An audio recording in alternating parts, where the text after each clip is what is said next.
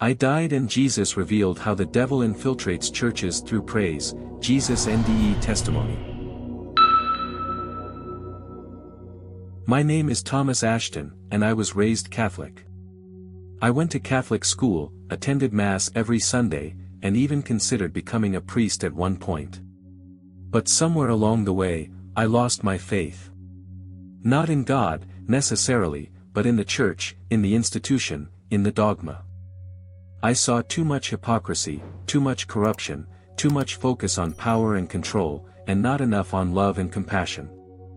I saw priests who preached poverty while living in luxury. I saw bishops who covered up scandals while condemning the sins of others. I saw a church that seemed more concerned with maintaining its own authority than with serving the needs of its flock. I started to question everything I had been taught. I read books on theology, philosophy, and comparative religion. I explored other spiritual traditions, seeking a truth that resonated with my soul. I became a skeptic, not of spirituality itself, but of organized religion. I believed in a higher power, a divine source, a universal consciousness. But I couldn't reconcile that belief with the rigid doctrines, the outdated rituals, and the often hypocritical practices of the Church. I stopped attending Massachusetts. I stopped identifying as Catholic. I stopped calling myself a Christian. I became, for lack of a better term, a spiritual seeker. I meditated, I practiced yoga, I read books on Eastern philosophy. I explored various New Age concepts, searching for a path that felt authentic, a path that resonated with my inner truth. But I always felt a lingering sense of incompleteness. Something was missing. I had rejected the dogma of my upbringing, but I hadn't found anything to replace it. I was adrift, searching for a spiritual anchor in a sea of uncertainty.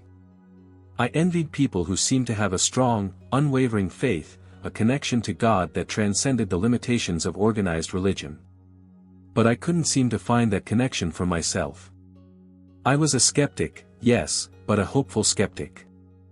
I wanted to believe. I wanted to find a truth that could sustain me, a faith that could guide me, a purpose that could give my life meaning. But I was also wary, cautious, distrustful of anything that smacked of dogma, of blind faith, of unquestioning obedience. I was, in short, a spiritual paradox, a walking contradiction, a seeker who had lost his way. And then, one seemingly ordinary Tuesday morning, my life, and my understanding of reality, was irrevocably changed. It was a heart attack. Sudden, unexpected, and utterly terrifying. I was at home, getting ready for work, when I felt a sharp pain in my chest, a crushing pressure that took my breath away. I stumbled, clutching at my chest, my vision blurring. I felt a cold sweat break out on my forehead, my heart hammering erratically. I knew, with a certainty that transcended logic, that I was dying. I collapsed to the floor, my body convulsing. I gasped for air, but my lungs felt like they were filled with lead. I saw my life flash before my eyes, not in a cinematic montage, but in a jumble of fragmented memories, regrets, and unfulfilled dreams. I thought of my parents, my estranged wife, my few close friends. I thought of all the things I had left unsaid, all the things I had left undone. I felt a surge of fear, a primal terror of the unknown. But beneath the fear, there was also a strange sense of relief. A release from the burdens, the anxieties, the uncertainties of life. Then, the pain subsided. The pressure on my chest lifted. The darkness began to recede, replaced by a soft, gentle light. I felt myself floating, rising above my body, looking down at the scene below. I saw my own lifeless form sprawled on the floor, my face pale and contorted in pain. I was detached, dispassionate, as if I were watching a movie, a scene from someone else's life. I felt no fear, no sadness, no regret. Only peace. I was surrounded by a warm, comforting embrace, a feeling of unconditional love and acceptance. I was no longer aware of my physical body, of the pain, of the fear. I was simply consciousness. I knew, instinctively, that I had died. But death wasn't what I had expected. It wasn't darkness, it wasn't oblivion. It was, this. This serene, peaceful, luminous void. I sensed a presence nearby, a guiding force, a loving energy that drew me towards it. I moved, effortlessly, towards the light, towards the presence, towards home. I did not walk nor float, yet I moved, transported would be the best description. I was no longer Thomas Ashton, the disillusioned Catholic, the skeptical seeker. I was simply a soul, returning to its source. The light grew brighter, more intense, until it filled my entire awareness. It was a light that transcended physical description, a light that was both seen and felt, a light that was alive with intelligence and love. Then, I saw him. He stood before me, radiating a golden aura, a being of pure light and unimaginable beauty. He was not the Jesus of my childhood Sunday school lessons, not the pale, emaciated figure on the crucifix. He was something far more profound. He was both human and divine, both familiar and utterly alien. He had the features of a man, yes, but they were infused with a cosmic grandeur, a timeless wisdom, a boundless compassion. His eyes, in particular, held my gaze. They were like pools of liquid light, deep and penetrating, yet filled with an infinite tenderness. I felt as though he could see into my very soul, see all my flaws, all my doubts, all my fears, yet still love me unconditionally. "Thomas," he said, his voice a symphony of sound that resonated within my being. "Welcome home." I knew, without a doubt, that this was Jesus. Not the historical Jesus, not the theological Jesus, but the real Jesus, the cosmic Christ, the embodiment of divine love.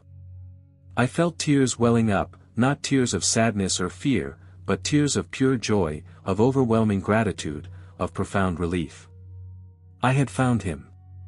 I had found the truth I had been searching for. "My Lord," I whispered, thought whispered, the words inadequate to express the awe and reverence I felt.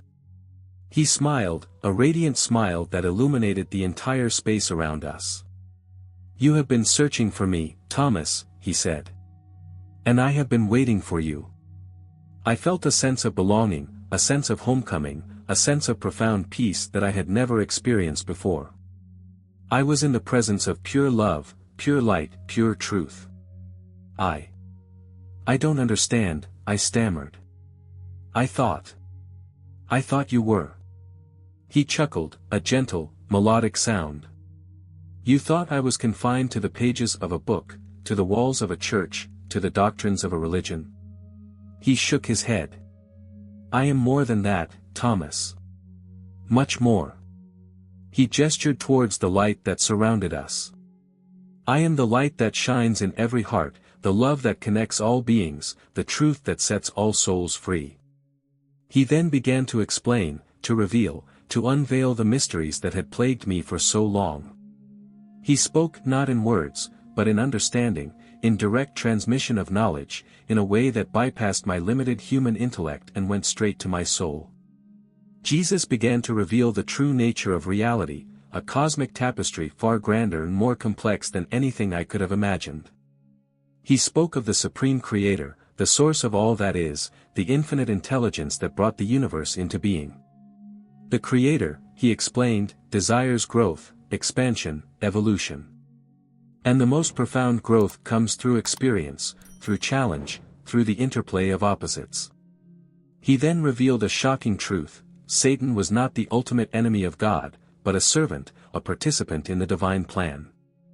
Satan, Jesus said, is one of the Creator's 12 sons. He was tasked with a difficult, but necessary, role, to provide opposition, to test humanity, to tempt and challenge souls so that they could grow in strength and wisdom. He explained that Satan had been given a contract, a specific period of time during which he would have dominion over the earth, allowed to influence humanity, to create obstacles, to sow discord. This contract, Jesus said, was necessary for the evolution of consciousness. Humanity needed to experience darkness in order to appreciate the light. It needed to experience separation in order to yearn for union.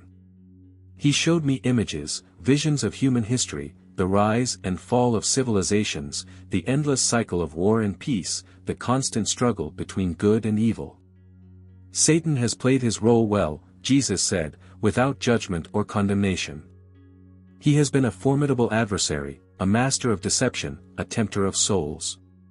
But his time is coming to an end. He revealed that Satan's contract with the Supreme Creator was nearing its expiration date.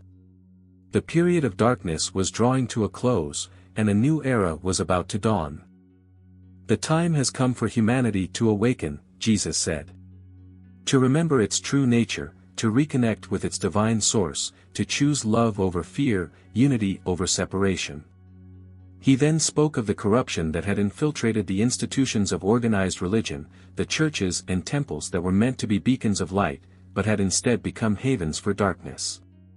Satan's influence, he said, has permeated the very structures that were designed to oppose him. He has used power, greed, and dogma to control and manipulate humanity, to keep people trapped in fear and ignorance.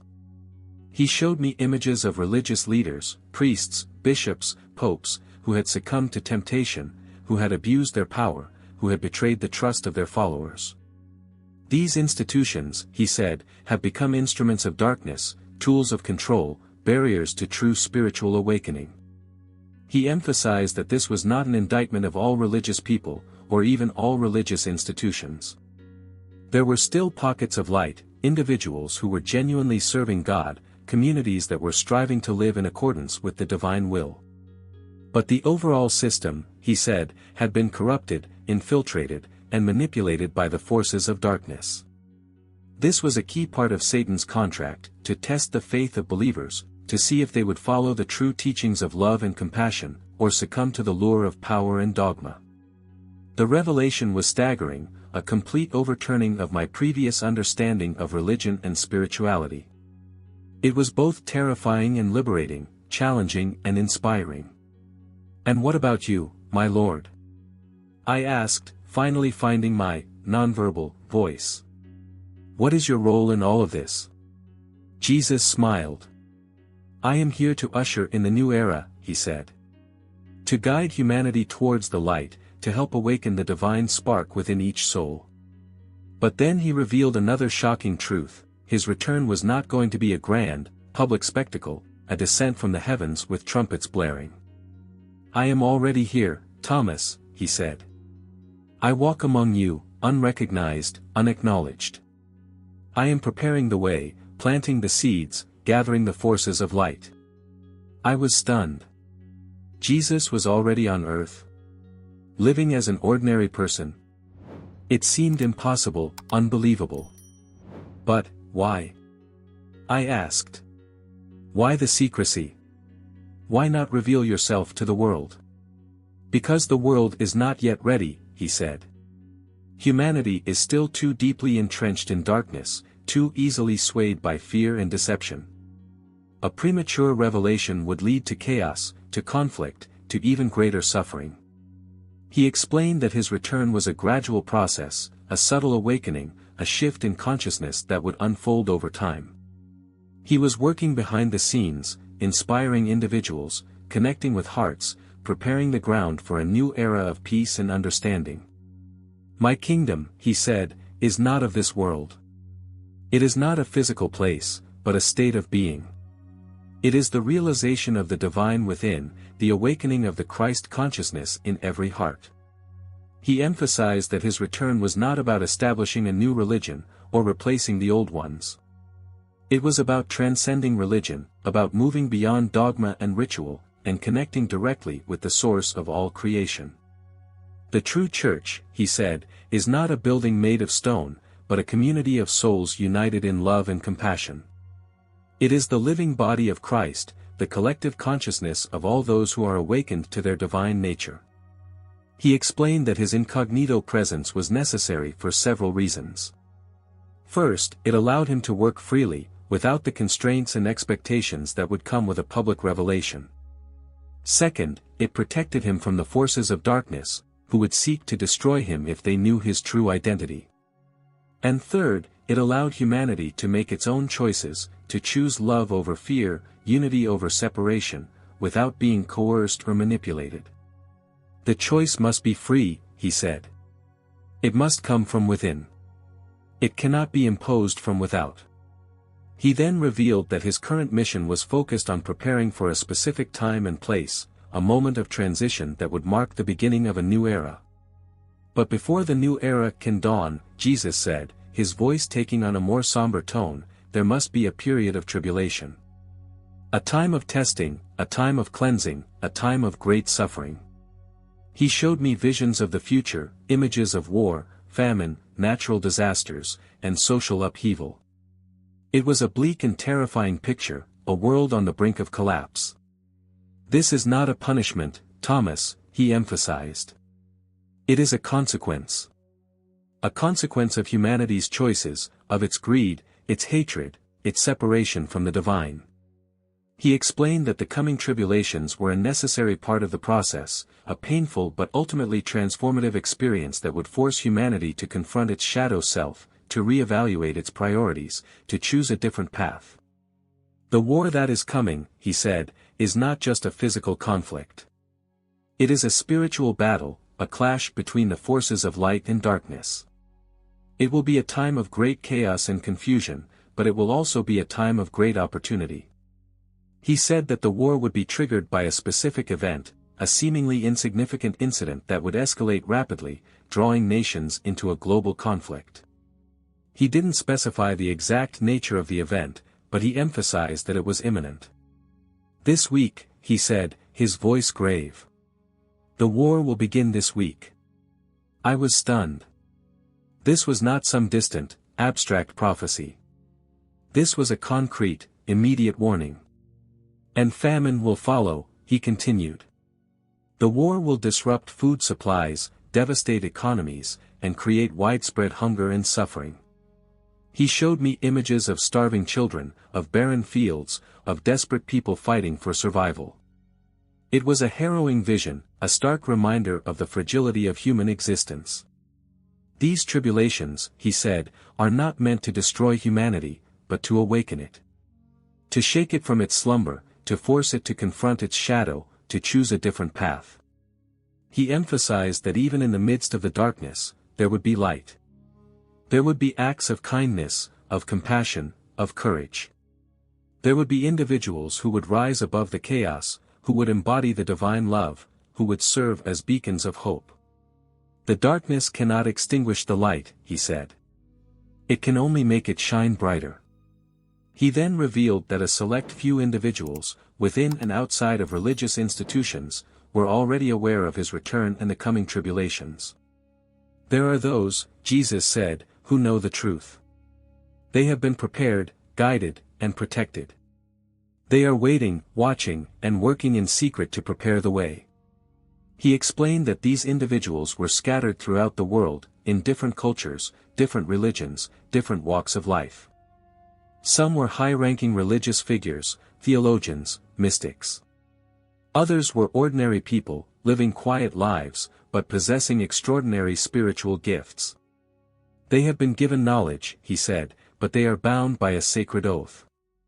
They cannot reveal my identity prematurely. They cannot interfere with the unfolding of events.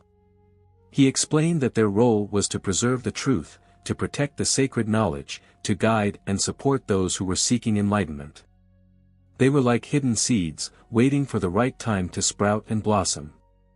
They know where I am, he said. They know what I am doing. But they cannot speak. They must wait for the appointed time.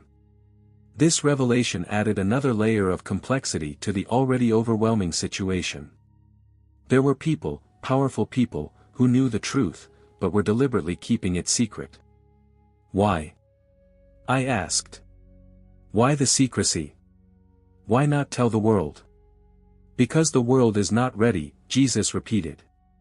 Revelation must come at the right time, in the right way. Premature disclosure would create chaos, division, and even greater suffering. He explained that the forces of darkness were also aware of his return, and they were working tirelessly to prevent it, to suppress the truth, to maintain their control over humanity. They fear my return, he said. They know that it signals the end of their reign. They will do anything to stop me. The secret keepers, therefore, were not only preserving the truth, but also protecting Jesus from those who would seek to harm him. They were a hidden network of light, working in the shadows to prepare the way for the dawning of a new era. This knowledge gave me a strange sense of comfort. I was not alone. There were others who knew the truth, who were working for the same goal, who were fighting the same battle. But it also increased my sense of responsibility. I had been given a glimpse behind the veil, a glimpse of the cosmic plan. And I had a role to play, a message to deliver. It is time for you to return, Thomas, Jesus said, his voice filled with love and compassion. You have a task to perform, a message to share. I was reluctant to leave. I wanted to stay in his presence, to bask in the light, to absorb his wisdom. But I knew that I couldn't. I had a mission. What must I do? I asked. Tell them, he said.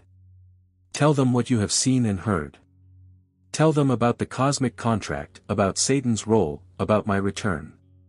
He emphasized that my message should focus on the importance of inner transformation, of connecting with the divine within. Tell them that the churches, the temples, the mosques, many have been corrupted, he said. Tell them that true faith is not found in buildings or rituals, but in the heart. He warned me that I would face opposition, that many would not believe me, that some would even try to silence me. But do not be afraid, he said. Speak the truth with love and compassion. Plant the seeds, and let God do the rest. He stressed the urgency of the situation, the imminence of the coming tribulations. Tell them that war is coming, he said. Tell them to prepare, not with weapons or supplies, but with prayer, with faith, with love. He gave me one final instruction. Tell them that I am coming, but they will not know me. Tell them to look for me, not in the palaces of power, but in the hearts of the humble. Tell them to seek me, not in the clamor of the world, but in the stillness of their own souls. He placed his hand on my forehead, and I felt a surge of energy, a wave of love and power that filled me with strength and courage. Go now, Thomas, he said. And be a light in the darkness. Remember, you are never alone. I felt myself being pulled back, away from the light, away from his presence. The visions faded, the voices stilled, and I was once again falling, tumbling, spiraling back into the darkness. The return to my body was brutal. Pain, confusion, and the overwhelming weight of the world crashed down on me. I woke up in a hospital bed, disoriented and weak, but with the vivid memory of my encounter with Jesus burning in my mind. The doctors were amazed by my recovery. They called it a miracle, a medical anomaly. I knew it was more than that. My initial attempts to share my experience were met with the expected skepticism. My family and friends thought I was delusional, suffering from post-traumatic stress, or simply making it all up. The hospital chaplain listened politely but offered only platitudes and standard religious explanations. I quickly learned to be more discreet, to choose my words carefully, to tailor my message to the audience. I stopped talking about Satan's contract and the cosmic battle, and focused instead on the core message of love, compassion, and the power of inner connection to God. I started a blog, writing about my experience in a more metaphorical, less literal way. I shared insights on prayer, meditation, and spiritual growth. I avoided making specific predictions, but I emphasized the urgency of the times, the need for humanity to awaken to its spiritual potential.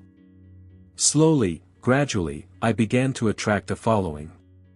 People from all walks of life, disillusioned with organized religion but seeking spiritual truth, resonated with my message. Then, as Jesus had foretold, the war began. A seemingly minor border dispute in a volatile region escalated rapidly, drawing in major world powers. It was exactly as he had described, a conflict fueled by ancient hatreds and modern geopolitics, a spark that ignited a global inferno. The news was filled with images of destruction, of suffering, of refugees fleeing their homes.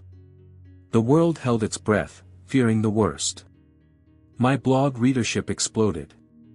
People were desperate for answers, for hope, for a way to make sense of the chaos.